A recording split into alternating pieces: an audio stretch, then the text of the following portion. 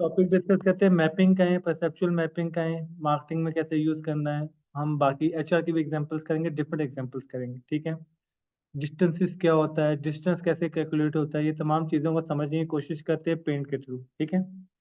Y axis, x axis समझते हैं ना। माने ये मैंने वाई एक्सिस बना दिया, ठीक है, हाथ से ड्रॉ करो, ये मेरा क्या हो गया, एक्स एक्सिस। मैं एक काम करता हूँ, स्केल ले लेता हूँ -5 to 5। मैं 1 to 10 भी ले सकता हूँ, लेकिन मैं जानबूझ के -5 to 5 ले रहा हूँ। उसकी वजह क्या है, मुझे यहाँ पे सेंटर पे 0 मिल जाएगा। डन।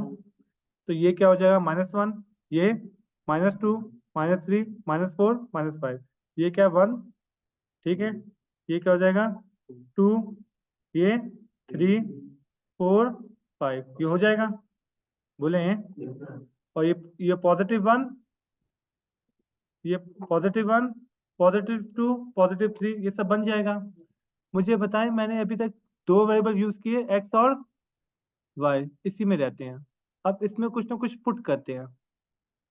पुट करने का मतलब क्या है, नहीं नहीं, आपने एक्स एक्सिस पे रखा किसको है, वाई एक्सिस पे रखा किसको, तो मैं काम करता हूँ, एक एक्सिस पे ले लेता हूँ मैं प्राइस, और दूसरी एक्सिस पे मैं ले लेता हूँ प्रोडक्ट क्वालिटी।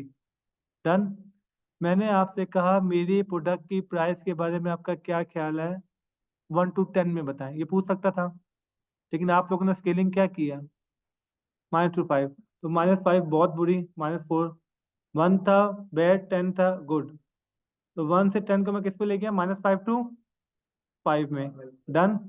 और दूसरा मैंने लिखा प्रोडक्ट क्वालिटी, प्रोडक्ट क्वालिटी मैं 1 to 10 में पूछना चाहता था, उसको भी मैंने क्या कर दिया, -5 to 5। समझ में आया, ताकि बीच में 0 हो जाए। डन। अब माने मेरी एक प्रोडक्ट है, ये मेजान अल्ट्रा रिच चाय, क्या है जो भी है। मैंने कहा इसको प्राइस इतनी की है, आप बताएं प्राइस में -5 to 5 में बताएं। आपने कहा 3। अच्छा, यहाँ पे मैंने प्राइस रखा हुआ है, यहाँ पे क्या रखा हुआ है, प्राइस, और यहाँ पे क्या रखा है, क्वालिटी। डन। डन। अब प्राइस में आपने 3 कह दिया, तो यहाँ पे आ जाऊंगा, बोले। और क्वालिटी में आपने कह दिया -2, तो यहाँ पे डॉट बनेगा। ये जो डॉट बनाया मैंने, आपका डॉट यहाँ पे बन गया ना, बोले। डॉट कैसे बना है, प्राइस पे 3 था और क्वालिटी पे -2। अब एक आदमी कहता है यार प्राइस में है आपका -2, इधर आ गया, और क्वालिटी में है 4, तो यहाँ पे डॉट बन जाएगा। ये बात समझ रहे हैं। अब इस कस्टमर और इस कस्टमर में डिस्टेंस देख रहे हैं आप लोग, ठीक है। अब इसको इजी करते हैं, 2 से 1 पे आ जाते हैं। आहिस्ता आहिस्ता मैं इसको मुश्किल करता रहूंगा। सिर्फ एक वेरिएबल है, उसका नाम है प्राइस। क्या नाम है, अब ए बी सी। ए कहता है आपकी प्राइस का स्कोर है 3, बी कहता है आपकी प्राइस का स्कोर है -2, और सी कहता है आपकी प्राइस का स्कोर है -5, और डी कहता है आपकी प्राइस का स्कोर है 5। सवाल सुनिएगा, ए और डी में कितना डिस्टेंस है, 2 का, बोले हैं। बी और सी में कितना डिस्टेंस है, 3 का, -2 -5। तो ए और बी में ज्यादा डिस्टेंस है, बी या सी में ज्यादा डिस्टेंस है, बी और सी में ज्यादा डिस्टेंस है। अच्छा, सबसे ज्यादा डिस्टेंस किन दो के अंदर है, गलत। सी और बी में, सी और 10 का डिस्टेंस है। एक वेरिएबल में तो कैलकुलेट करना आसान था।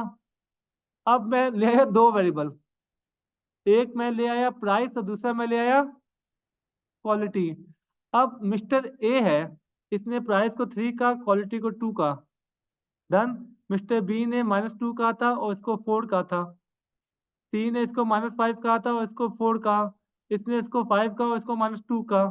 अब इन्होंने कितने वेरिएबल दे दिए, 2। अब इस 3 2 को मुझे ड्रॉ करना पड़ेगा ग्राफ के अंदर, राइट। ए ने 3 और 2 कहा था, बोले, तो ये आ गया ए, आ गया। बी का क्या था, -2 और 4, यहाँ पे आ गया बी। डन। सी का क्या था, -5 और, तो -5 और 4, ठीक है। ये आ जाएगा, सी आ गया ना।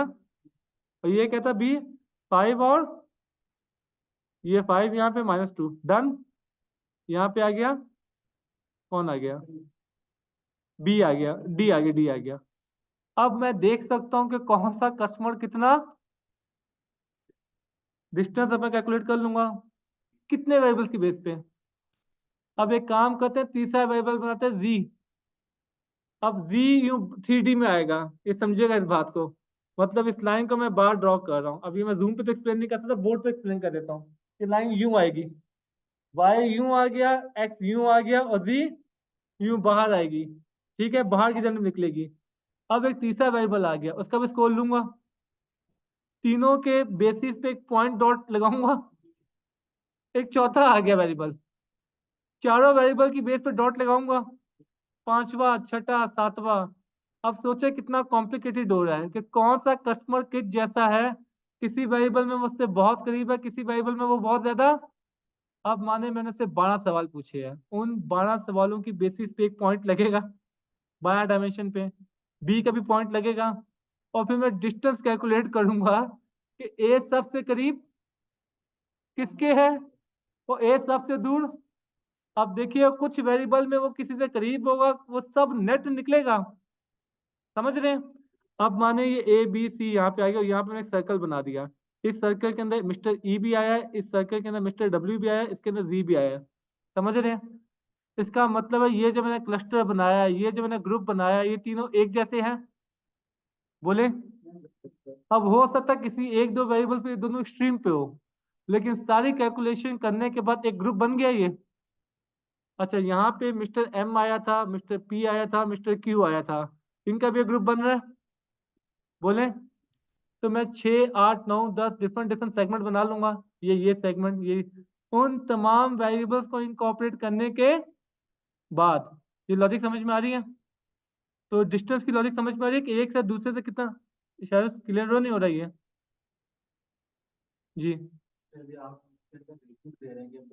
अभी ये दो है, मैंने अज्यूम किया, अभी 12 वेरिएबल्स आ गया है, वो अभी मैं ड्रॉ नहीं कर सकता इसके ऊपर, लेकिन अज्यूम हमने किया हुआ 3D, हम 12 डायमेंशन में चले गया। हाँ, मैं ये कहना चाह रहा हूँ कि 3 2 -5 5 ये हमने सिर्फ एक बंदे से फीडबैक लिया, हर बंदे से ले रहे हैं, हाँ।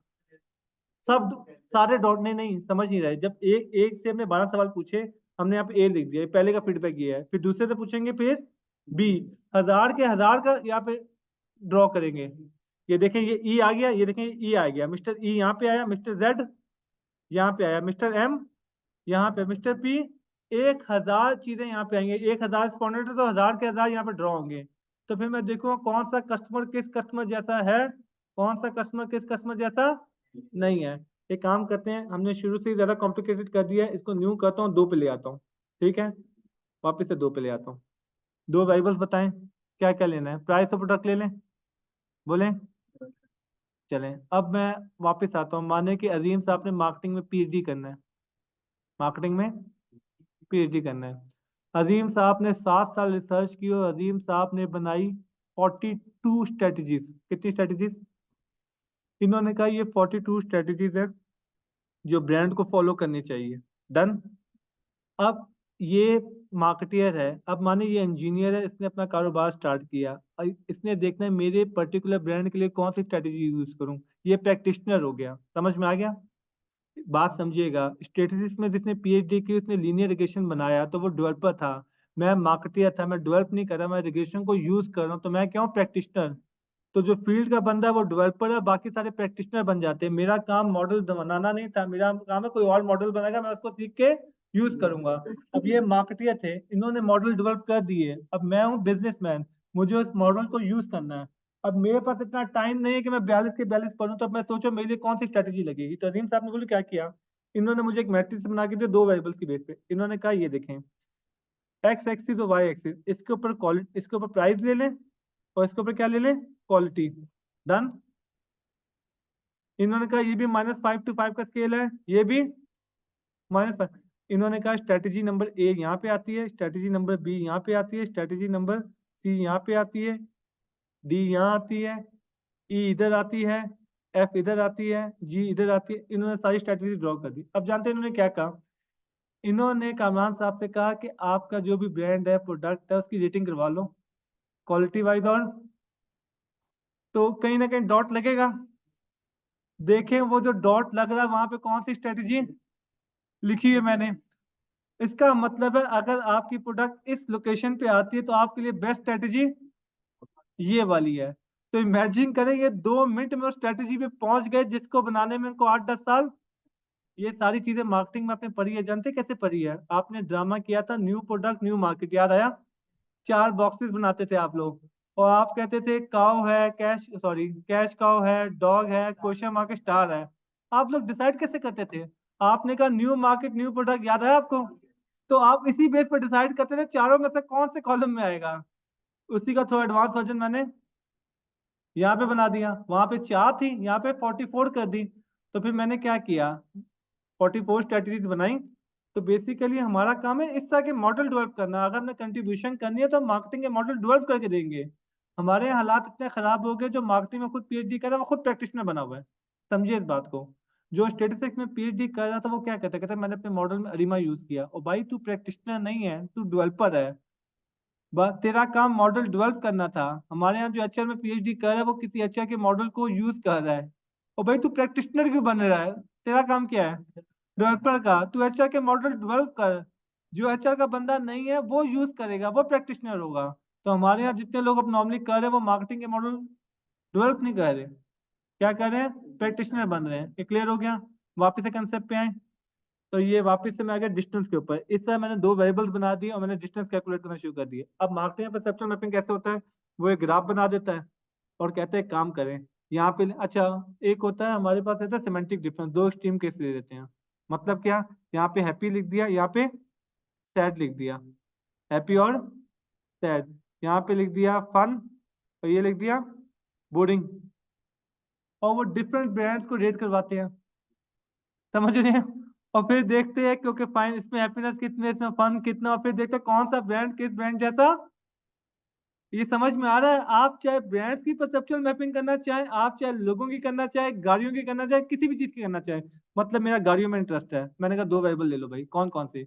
उसने कहा काम का प्राइस ले ले और परफॉर्मेंस देख ले। तो मैं रेटिंग करवाऊंगा। तो मैंने रेटिंग के बेस पे कहा होंडा यहाँ आ रही है, होंडा सिविक, ठीक है।